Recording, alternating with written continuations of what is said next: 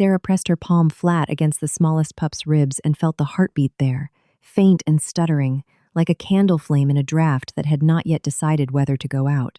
Outside, the storm had been building for 3 hours. She could hear it through the gaps in the den wall, not wind exactly, more a long, sustained exhalation of something vast and indifferent, pushing against the timber and the packed earth and the bodies of the 8 small wolves she had arranged in a single layered mass against the innermost wall. 8.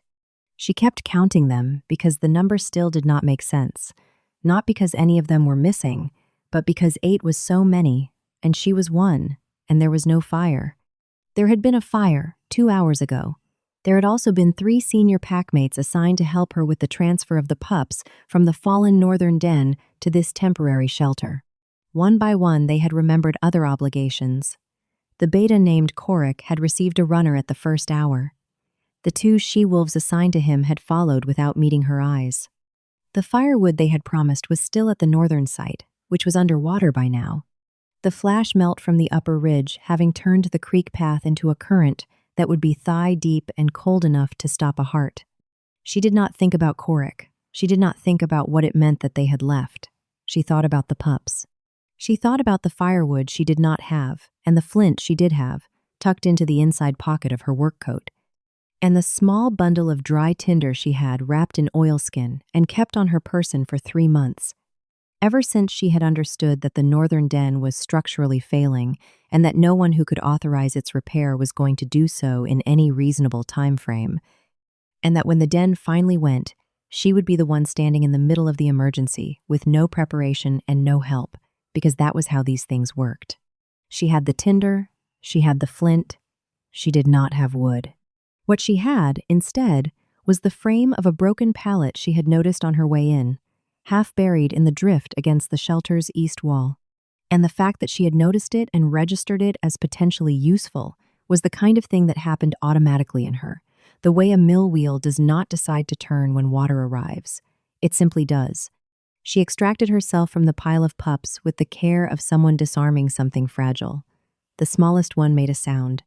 She put her hand back for a moment, holding still until the sound subsided, and then she went for the pallet. The wood was wet on the outside and dry in the middle, which was enough. She split it with the heel of her boot against the earth floor, working quietly, working methodically, the way she did everything. Her hands were numb inside 10 minutes. The storm outside had moved from exhalation to something closer to a shout, the kind of structural sound that made the shelter's beams groan at their joins. And twice, she had to stop and listen for the quality of the groan to determine whether it was complaint or warning. Both times, it was complaint. She kept working. She had a fire going by the time the storm reached its worst. It was not a large fire. She had built it in the small stone ring near the shelter's center post, which was the only ring in the shelter because she had added it herself 2 weeks ago at her own initiative, using stones carried from the dry creek bed below the ridge, because it had seemed sensible. No one had asked her to. No one had thanked her for it. The ring was there. She was using it now. The pups piled themselves toward the warmth the way all young things do, instinctively, without strategy. And Sarah moved them into a shape that would let the heat distribute without letting any of them roll too close to the fire's edge. She sat between them and the fire. She did not take off her coat. She had already given the only blanket in the shelter to the 3 smallest, tucking it around them in a way that would hold against shifting, and she had done it without ceremony, without a single thought about her own cold, because the thought would have been irrelevant. The pups were the problem. She was not the problem. The storm went on for the rest of the night. At some point past the deepest dark, she fell asleep, sitting upright against the center post, her legs folded, both hands resting loose in her lap, the pups piled around and against her in the specific geometry of warm bodies seeking more warmth. The fire burned low to coals. The coals were enough. She did not know it then. She would not know it for many weeks. But there was a wolf standing on the ridge above the shelter when the storm began to break. He had come from the east, following a report of structural collapse at the northern den site, expecting to find the pups evacuated in the usual chaos of a badly managed emergency. He had not expected to find the shelter occupied and quiet. He had not expected the thin ribbon of smoke rising from a place no one had thought to put a fire ring. He stood in the last of the storm's wind and looked down at it for a long time. Then he did not leave the way he had come. He came closer instead. And when he crouched at the shelter's doorway and looked in at what he found, 8 pups alive and breathing, arranged with obvious care, and the slight, still figure of an omega with ink-stained wrists sitting upright between them and the dying fire, as though she had simply decided the cold would not be allowed past her. He stayed there for a long time, long enough that his own breath fogged in the doorway, long enough that 2 of the pups opened their eyes and looked at him without alarm, as though they already knew he was not a threat. He did not wake her. He pulled the door closed against the last of the wind and left, and in the morning there was a full cord of split firewood stacked against the shelter's east wall, and no indication of who had put it there. Sarah saw it when she woke. She stood in the doorway and looked at it for a moment. Then she went and brought in 3 armloads and built up the fire, because the pups were stirring and hungry, and the wood was there, and there was no point standing in the cold wondering about it. She was a practical person. She had learned a long time ago that wondering cost time.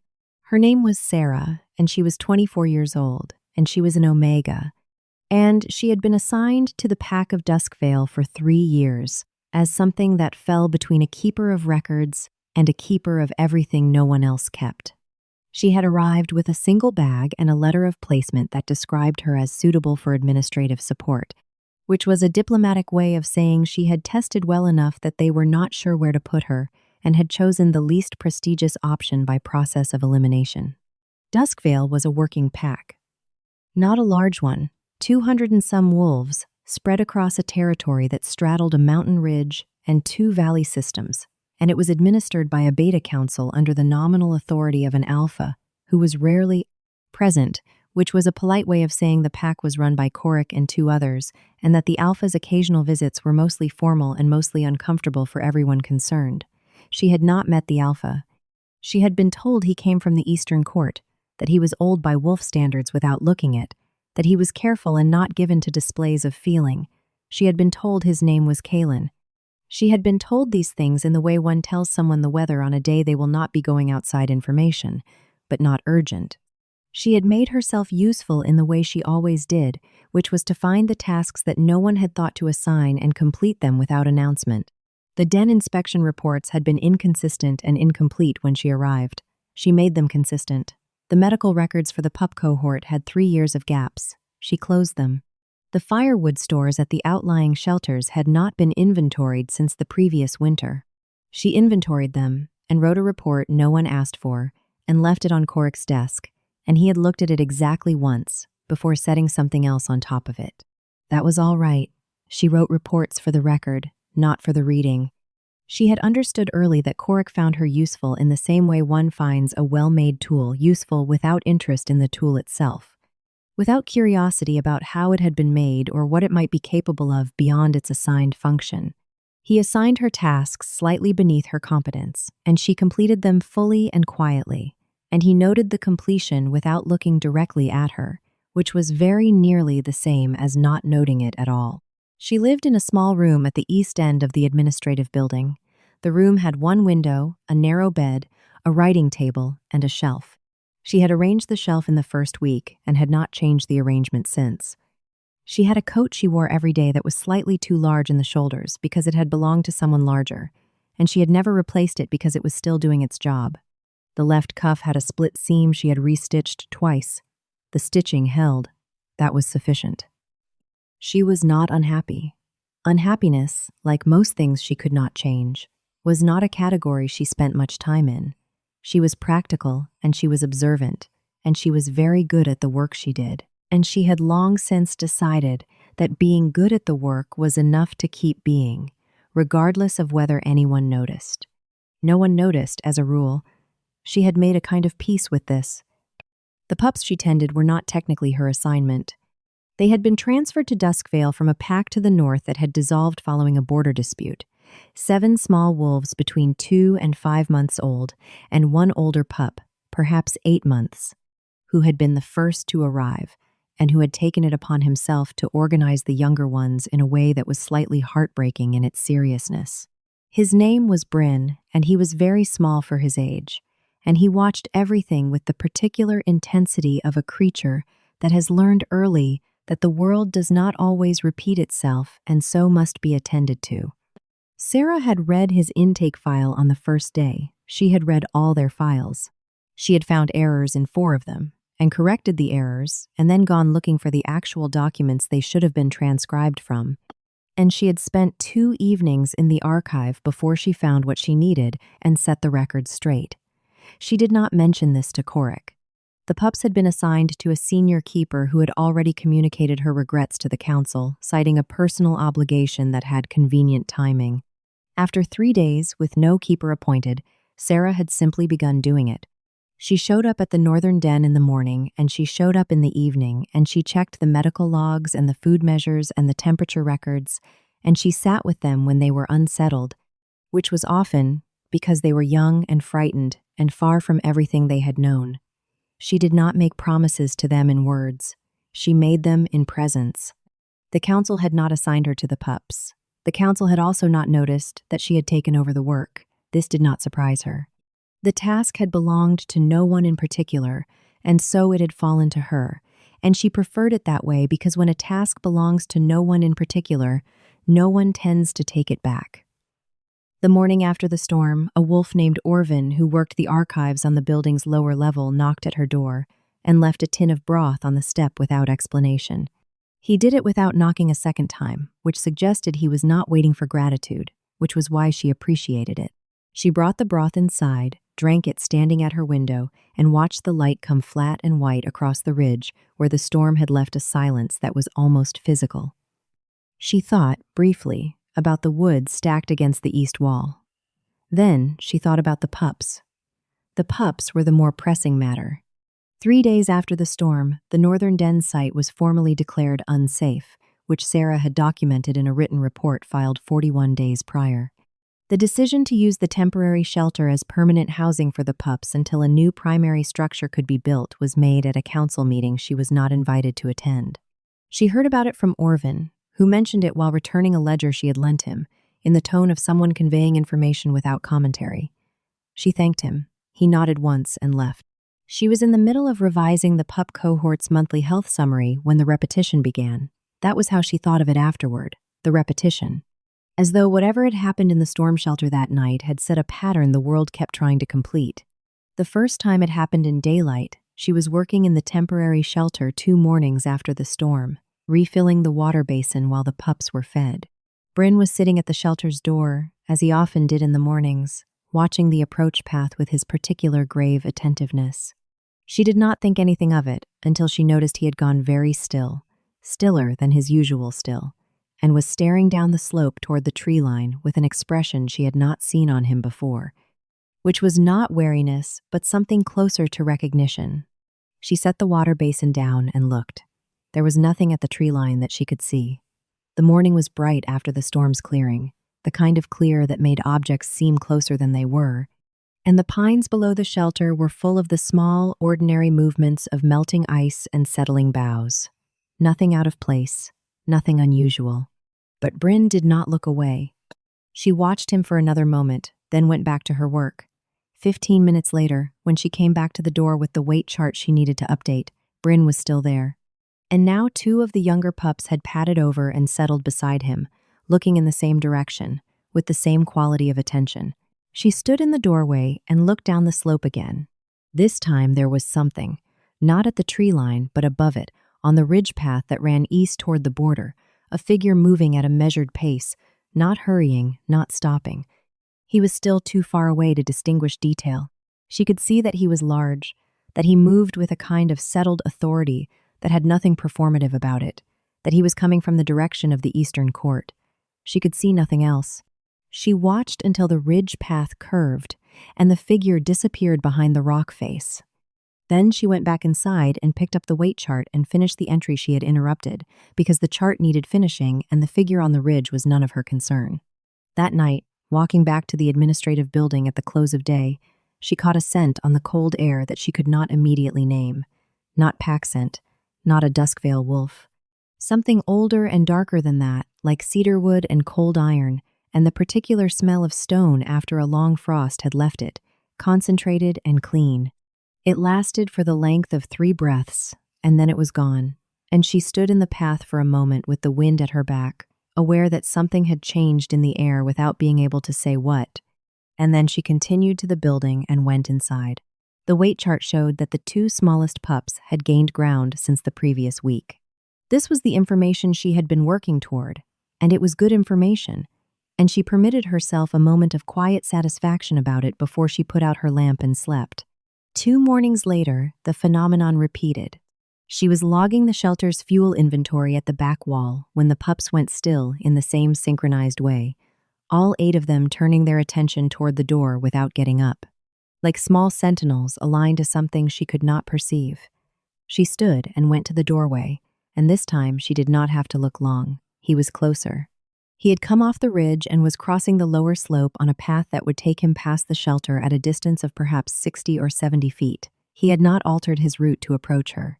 He had also not altered it to avoid her. She could see him clearly now. He was tall in the way that did not require measuring the kind of size that registered in the body's peripheral awareness before the eye caught up. He wore no insignia she could read at this distance, but he wore his coat the way men who do not notice their own authority wear coats, which was without any consciousness of how he occupied space. He had dark hair, cut short and practical, and he was looking at the lower slope, not at the shelter, not at her. The pups did not growl or retreat. They watched him the way they had watched her on her first morning with them, which was with the steady, assessing patience of creatures deciding whether something was safe. Bryn, at the front, sat without moving, and his small face was turned toward the crossing figure with an expression that Sarah, looking at it, could only describe as certainty, though that made no sense for an 8-month-old pup watching a stranger cross below. The man passed without stopping. He did not look at the shelter. He continued up the far path toward the eastern edge of pack territory and was gone. She went inside. She went back to the fuel log. She wrote down the numbers she had been counting before she went to the door. She did not write down anything about the figure. She did think about the cedar wood and cold iron scent, briefly, as she worked. She thought it was likely the same wolf. She thought it was probably nothing to do with her. Then she thought about how the pups had gone still, all 8 of them, as though a bell had sounded below the range of human hearing, and she wrote that down instead. In the margin of the health log, where she kept the small behavioral observations that didn't fit anywhere else, because it was an unusual behavior, and unusual behaviors in pups warranted recording. She labeled it Oriented Response, Repeated, Unprompted, No Evident Stimulus. On the 4th morning, she was sitting just inside the shelter doorway, doing the week's intake comparison, when she heard footsteps that stopped. She did not look up immediately. She finished the number she was writing. Then she looked up. He was standing at the doorway, not in it at it, just outside the threshold, where the morning light lay flat and white across the earth. He was looking at the pups.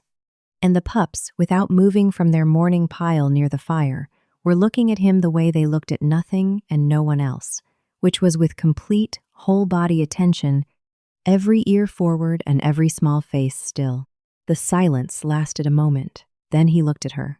His eyes were dark and steady, the color of deep water over dark stone, and there was nothing uncertain in them, no social readjustment, no recalibration upon registering that she was an omega, no dismissal.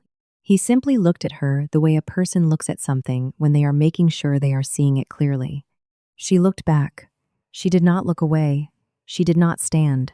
He said, "How long have you been keeping them?" Not a question in his inflection, something closer to a correction of a record he had been given that was wrong. "Since the 3rd day," she said, after the assigned keeper was called away. He nodded once. His gaze moved around the shelter, the stone fire ring, the fuel stacked against the wall, the organized medical kit on the back shelf. The weight chart clipped to the post, and she watched him take it in without comment. She could see him registering the details in the same way she registered them herself, which was not as an aesthetic appreciation but as an accounting. She recognized that process. She had never seen it in someone else before. "The fire ring," he said. "That wasn't here before." "No," she said. "I added it." Before the storm. 3 weeks before the storm. There was a pause. Outside, The morning moved around them, a bough settling, a bird note, the thin, bright sound of melt ice running somewhere down the slope. "On whose authorization?" he said. "Mine," she said. "I authorized myself. There was no fire ring, and the shelter had no safe place to build a fire, and I thought it was likely to matter eventually." He looked at her for a moment.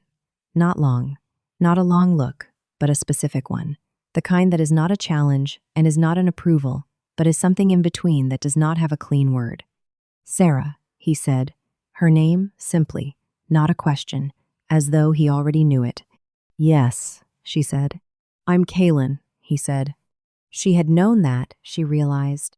Not consciously, not with any certainty, but somewhere in the body's quiet accounting, she had known it since she had caught his scent on the cold air 3 nights ago, and felt something in herself go very still, not with fear or deference, but with the particular quality of attention that she gave to things that were true and that mattered and that could not yet be named.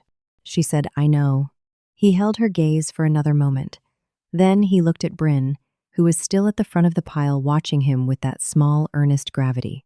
And something shifted in his face that was not softness, exactly something careful opening behind the steadiness of his expression. "He was in the North Den," Kaylin said. "Yes, longest tenured of the 8. He organized the younger ones on arrival." She paused. "He's been watching for you for 4 days." Kaylin was quiet for a moment. Then he said, "Has he?" It was not a question, but it had something in it that was like a question, not surprise. Exactly. But the quality of something registering that had not registered before. "Yes," she said simply. He looked back at her. The morning light was fully across the threshold now, amber white, laying itself across the floor of the shelter in a way that reached almost to where she was sitting. She noticed this without noting it, the way she noticed most things accurately, without ceremony, filing it with everything else. She did not yet understand what was accumulating. She was not that kind of practical. She was the kind that registers data correctly and draws conclusions from patterns, and the pattern had not yet completed itself in a way she could name. Kaylin said, "Stay where you are. I'll return this evening." She said, "All right." He left. The pups watched him go, and then they settled, all 8 of them, with the coordinated ease of creatures no longer required to hold attention. Bryn put his chin on his forepaws and exhaled, long and slow, and his eyes stayed open, but their focus went soft, the way it went only when he felt it was safe to stop watching. She sat with that for a moment. Then she picked up her record and continued the intake comparison because it needed finishing and she had a system, and the system did not pause simply because something had happened that she did not yet have language for. The formal proceedings against her were initiated on the 11th day of the 3rd winter month, 8 days after Kaylin's first visit to the shelter, and they arrived in the form of a summons delivered to her door by a runner who was careful not to meet her eyes. The document named Korik as the convening authority, and the charge was unauthorized assumption of pack duties, specifically the unauthorized care of the pup cohort, the unauthorized modification of pack infrastructure, and the compilation of reports not requested by any authorized body. Each of these was accurate as a description. The last one made her almost want to laugh, which she did not. She sat at her writing table for a few minutes after the runner left. She read the document a second time, not because the first reading had been unclear, but because she preferred accuracy to impression, and she wanted to be certain of every word before she thought about what it meant. What it meant was clear enough. Korik had not been present the night of the storm. He had left her with the pups, and no fire, and no wood, and no help. And then he had returned to find that she had managed without him. And then an alpha had appeared, and begun spending his mornings at a shelter that Korik had arranged and staffed and overseen, and had begun doing so without going through Korik at all. And this was, from Korik's position, not an acceptable situation. It was not personal, precisely. It was structural. She was a disruption to the structure, and the structure had a formal mechanism for addressing disruptions, and he was using it. She set the document down. She thought about the stone fire ring, which had been unauthorized, and was also the reason 8 pups were alive. She thought about the reports no one had asked for, in which she had documented the Northern Den's structural failures 41 days before the collapse, and recommended evacuation of the pup cohort to the secondary site. She thought about the pup medical files she had corrected, and the fuel inventories, and the weight charts, and every other thing she had done without being asked in the 3 years since she had arrived at Duskvale with one bag and a placement letter that described her as suitable for administrative support. She thought about all of it, and then she went to the archive. The archive was in the building's subterranean level, in a room that smelled of old paper and damp stone and the specific composted quality of preserved time, and it was tended by a wolf named Aldrich, who was perhaps 70 years old, in the way that very old wolves, who have spent their lives with documents, come to resemble them dry-edged and precise and better organized than he, appeared. He had worked in Duskvale's archive for 40 years. He knew where everything was. She found him behind his main table, squinting at a ledger through a pair of reading lenses that sat at the end of his nose. "I need to find the Infrastructure Authority records," she said, "specifically the authorization standards for structural modifications to temporary PAC facilities." He did not look up from his lenses. "Emergency provision or standard?" "Emergency provision," she said, "specifically the precedent for keeper-initiated modifications during active threat conditions." He looked up then. His eyes behind the lenses were sharp and still. He looked at her the way he looked at documents he found interesting. "You'd want the council records from the old settlement period," he said. "Third and fourth decade, upper stack on the east wall." He paused. "And you'd probably want the keeper's duty statutes from the same era, which are in the blue box on the second shelf below them, and the medical welfare code attached to the pup cohort oversight protocol." She looked at him. He was already back to his ledger. "How much do you know about this situation?" she said. "I know what comes through the archive," he said. "This is an archive. Things come through it." He turned a page. "The duty statutes have been in effect for 112 years, by the way. No one's had cause to invoke them, but they are very thorough." She spent the next 2 evenings in the archive. She pulled the duty statutes, which established that a keeper in active care of a vulnerable cohort had not only the right, but the explicit obligation to take any action necessary for the cohort's welfare during a threat condition, without requiring authorization from any body that was not present to the threat. She pulled the emergency infrastructure precedents, which established the same principle for physical modifications made during or in anticipation of a documented emergency. She pulled her own report on the Northern Den, filed 41 days prior. She pulled the storm records. She pulled the council's own minutes from the meeting that had formally declared the Northern Den unsafe, which cited the same structural concerns she had documented 41 days before they had. She wrote it all up, not as an argument, not as a defense, as a record. She laid the facts in order, with dates and references, the way she laid everything plainly, precisely, without embellishment or appeal to sympathy. She did not say that the pups would have died. She said what temperature the shelter had been recorded at, what the storm intensity had been, what the survival outcomes were, and what the medical documentation showed. She made 3 copies. She was on the second copy when Kalen came.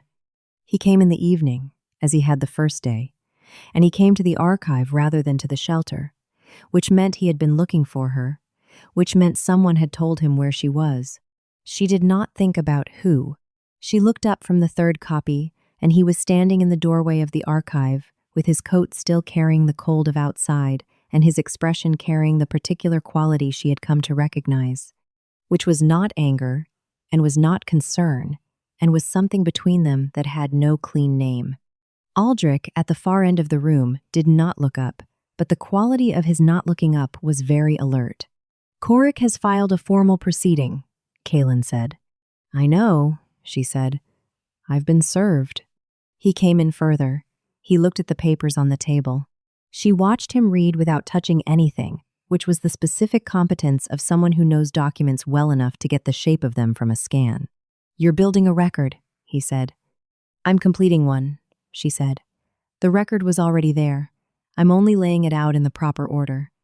There was a pause. "You knew this was coming." "I knew it was possible," she said. "I have made myself useful in ways that were not asked for. That is not always comfortable for people who are responsible for what is asked for." He was quiet for a moment. He had that quality of stillness that was not passive, but was the opposite of passive, a stillness that was costing something, that had something held behind it.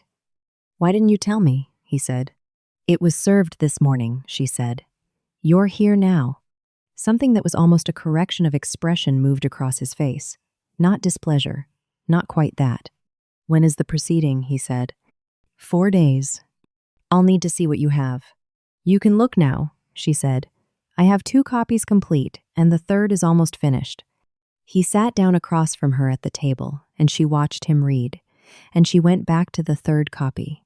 And the archive was quiet around them, with its particular quality of preserved, breathing quiet. And Aldrich, at the far end, turned a page with the specific care of a person who is pretending not to witness something while witnessing it very carefully. The proceeding was held in the council room on the morning of the 15th day of the 3rd winter month. Corrick had brought 2 witnesses and a written account of the authorization failures, which was detailed and accurate and framed with the calm, procedural language of a person who understands exactly what he is doing and has done it before. Sarah arrived with her record. She placed it on the table. She did not make an opening statement. She said, "These are the documents in order of date, and this is what they show." She took Corrick's witnesses through the Northern Den report filed 41 days before the collapse. She took them through the authorization statutes, 112 years old and never previously cited, which established the keeper's autonomous obligation during active threat. She took them through the storm records, the pup medical outcomes, the structural timeline. She did not raise her voice. She did not appeal to anything except the record. Her voice stayed level, because there was no reason for it to do otherwise. The record was clear. She was not arguing. She was showing. Corrick's expression, across the table, went through 3 shifts that she observed and set aside. First, the careful neutrality of a person who has prepared for an argument, then the fractional recalibration of someone meeting something they had not prepared for, then a stillness that was the specific kind that happens when a person is deciding whether to press forward against a wall that is not going to yield. He pressed, briefly, on the matter of the fire ring. She produced the relevant provision from the infrastructure code. He pressed on the unofficial keeper status. She produced the relevant passage from the duty statute and read it aloud in full, not pointedly. Simply, completely, because it required completeness. The council member who was not Corrick, and not Corrick's ally, a quiet, spare woman named Vash who had been on the Duskvale Council for 15 years and had the reputation of someone who decided based on evidence and then did not undecide, asked 3 questions. Sarah answered each of them precisely and without additional interpretation. When it was over, Vash said that the record was unambiguous and that the proceeding had no basis under current statute. She said it in the tone of someone who has concluded a matter and is ready to discuss what comes next. Corrick said nothing further. Sarah gathered her papers and left. She walked back to the shelter and checked the pups and updated the weight chart and started the evening's fuel count. Her hands were steady. Her face was the face she always had, which was not composed exactly. It was simply the face of someone who had not expected anything else. Kalen was waiting outside the shelter when she came out with the evening count in hand. He was not leaning against anything. He was simply standing in the path in the late winter light, which was the clear yellow of something ending cleanly, and he looked at her for a moment before he said anything. "Vash sent word," he said. "I assumed she would," Sarah said. The conclusion was straightforward. He looked at her. Not the way he had looked at her on the first day, which had been the look of someone establishing a record. Something had shifted in it. It was slower and more specific. "You assumed correctly," he said. There was a pause. A bough moved somewhere upslope, and the settlement sounds of a pack evening moved around them. Fire smoke, a distant call, the ordinary texture of animals at rest. He said, "Sarah." She waited. She had noticed, very quietly, that he said her name before things that mattered. She had not decided yet what to do with this observation. "The pup cohort's permanent housing authorization is mine to sign," he said. "The new structure will be built on the south slope, where the ground is solid and the shelter is good. I want you to oversee the specifications." "That's a significant authorization," she said. "Yes," he said. It would put me above Coric's oversight. Yes, he said again. That's not accidental. She was quiet for a moment.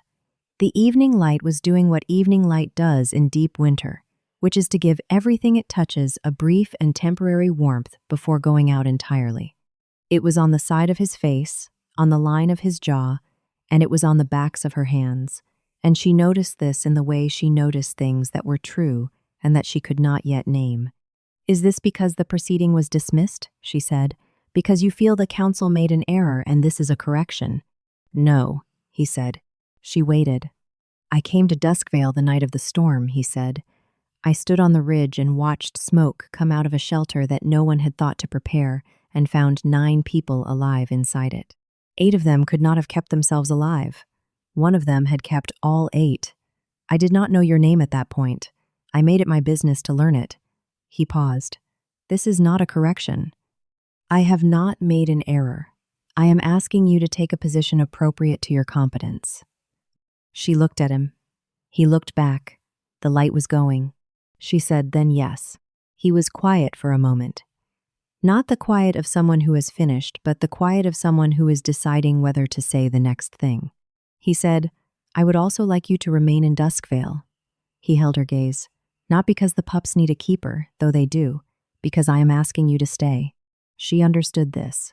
She understood what was beneath it, the thing the words were doing, their careful, restrained work of not quite saying, and she understood it without alarm and without pulling away, which was information about herself she had not previously had. She said, I was not planning to leave. Something settled in his face. It was not relief exactly. It was the particular quality of a weight set down. He said, Good.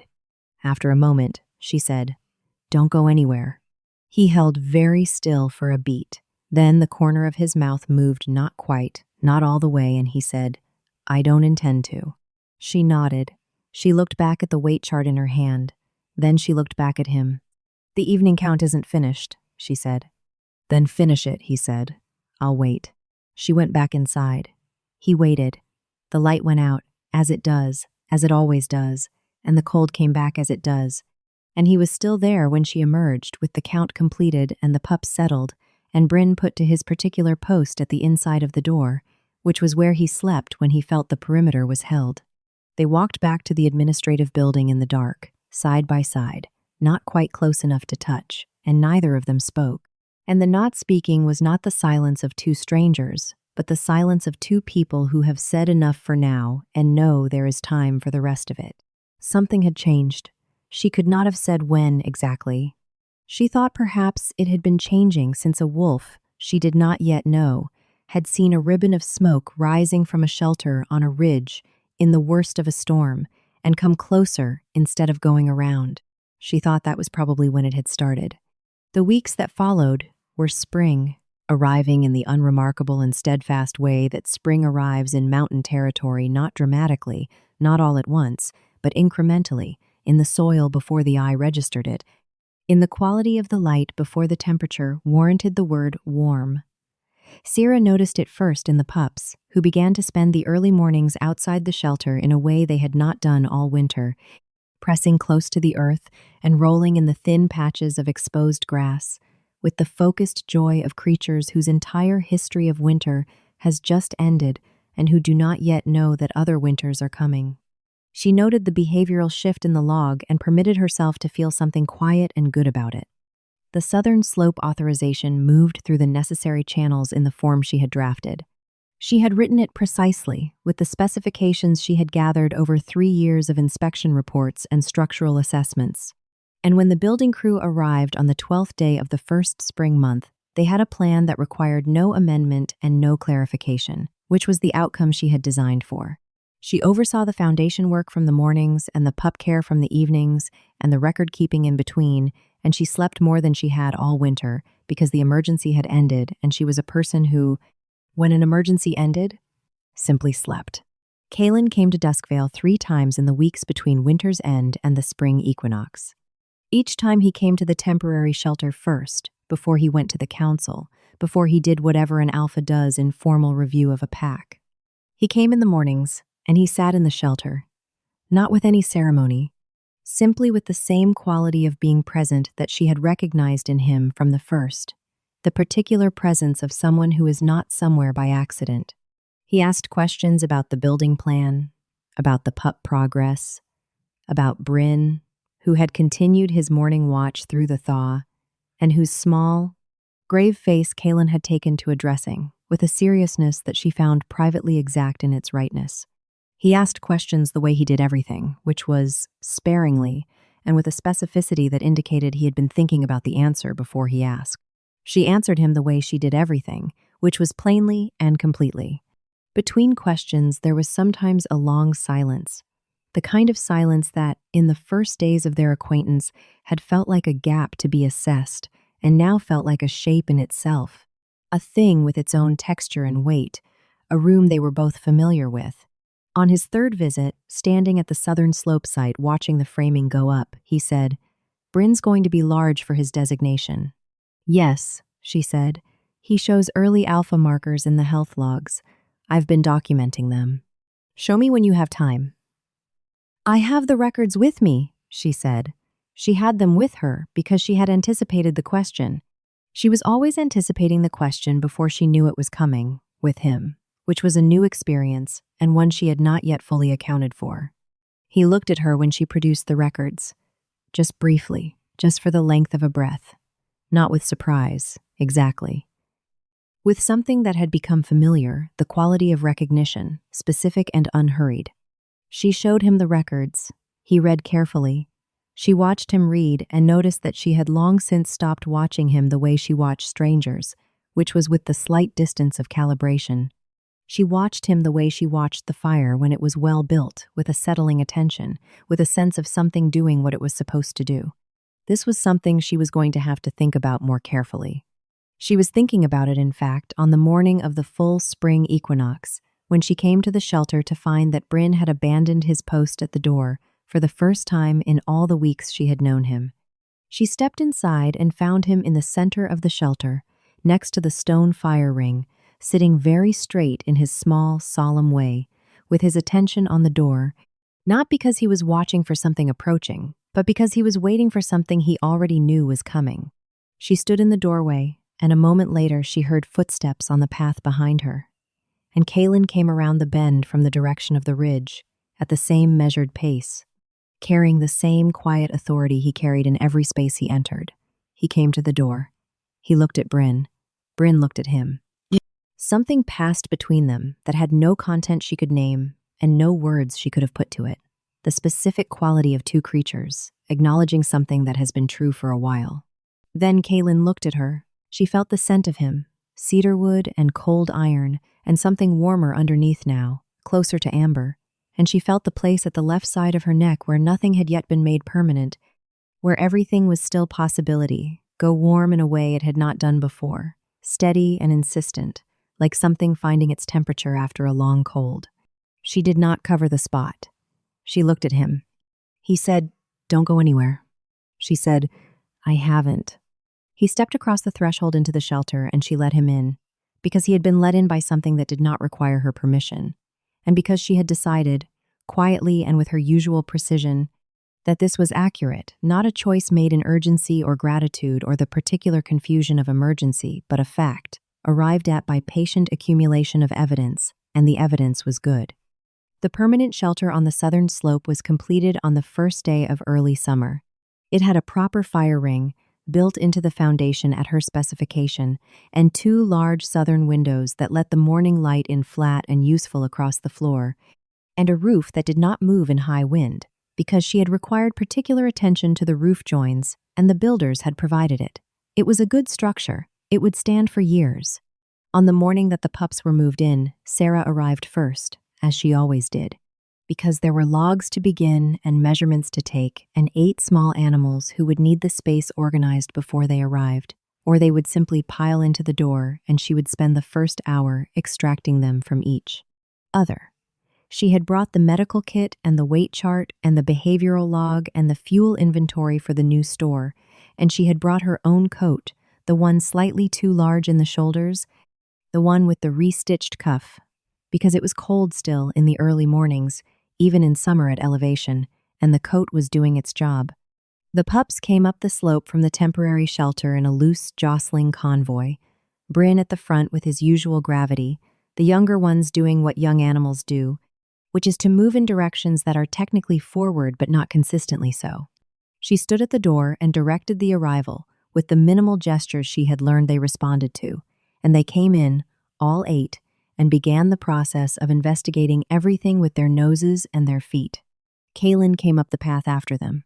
He came into the doorway and stood there in the morning light and looked at the room, the fire ring, the windows, the organized shelving, the medical kit already in its place, and then he looked at her.